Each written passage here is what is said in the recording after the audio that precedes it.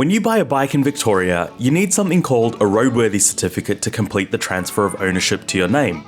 During this inspection, they check that basic safety and regulatory requirements are met. Yes, it's annoying in some regards, but if you've got a decent mechanic, they'll also catch issues that could be detrimental to your safety.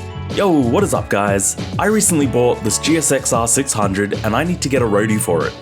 Now, it's typically the seller's responsibility to obtain this, but in the world of private sales, it's not always the case. If I think a bike's in good condition and the seller is willing to drop the price with no roadworthy, I'll usually buy it then go get the cert myself. But when you choose this route, you gotta do a bit of work.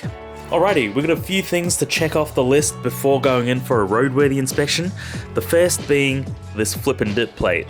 I think it's cool, it'd be awesome for like stationary photos and stuff, but I'm not the guy who would run this on the street. So we'll get the original tail on because that has the reflector and is appropriately positioned. And then we've got to replace this cowl with a rear seat because we've got passenger foot pegs, meaning you have to have a seat. And then we've got this trumpet exhaust. Definitely won't pass roadie. This should be easy though, because it's just a slip-on, unlike the CBR 650R where you had to replace the whole system from the engine back. There is a bent lever here. The previous owner told me this wasn't part of a drop, he got it off a wrecked bike. I'm inclined to believe him because I don't see any damage on the bar ends or the fairings. But that being said, one thing I did not spot during my inspection was the damage done to this indicator, and that's going to be an issue. I got failed on this the last time I took my CBR 650R in for a roadworthy.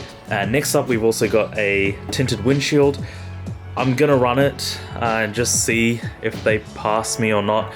And this is honestly my second biggest worry. Now this is a crack. I didn't notice this when I bought it.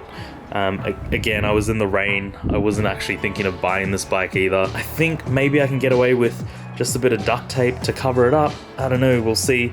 But the biggest concerns right now are the jagged edge on this fairing and the indicator. Those are headaches. The rest, super easy. Even this grip's a bit worn. I think it'll still pass because it's not like worn right down to the end and there are no rips in it, but we do have stock grips ready to go if need be. Also, how bloody beautiful is this color? The sun's not really on it right now, but it's like got this metallic shine to it. It's beautiful.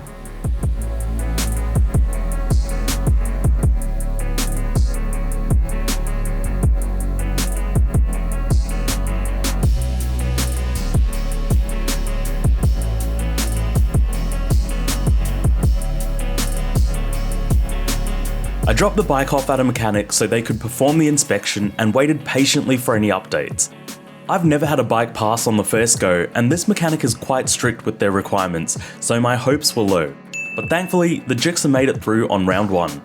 The tinted windshield was no issue and they kindly taped up the jagged edge on my nose cone. When I got the roadworthies for my R3 and 650R, I had to run around like a headless chook trying to source parts and get them installed before the roadworthy grace period elapsed. Now that my roadworthy is obtained, the bike will be transferred to my name and I can enjoy it as my own. Thanks so much for watching guys, I hope you enjoyed the video. Remember to like, comment and subscribe if you haven't already. I will catch you on the next one.